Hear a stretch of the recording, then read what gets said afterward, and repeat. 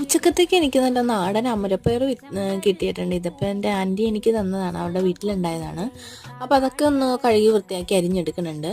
അപ്പോൾ മീനായിട്ട് ഇന്നതേ നല്ല പച്ച നങ്ക് കിട്ടിയിട്ടുണ്ട്. അപ്പോൾ അതിൻ്റെ തൊലിയൊക്കെ പൊളിച്ച് റെഡിയാക്കി വെച്ചിട്ടുണ്ട്. അപ്പോൾ ഇത് ചൂടായ എണ്ണയിലോട്ട് ഉള്ളിയും ഇഞ്ചിയും വെളുത്തുള്ളിയും ഇട്ട് കൊടുത്തിട്ടുണ്ട്. അതിലോട്ട് മുളക് പൊടിയും മഞ്ഞൾപ്പൊടിയും കുരുമുളക് ഇട്ടാണ് നങ്ക് തിളപ്പിക്കുന്നത്.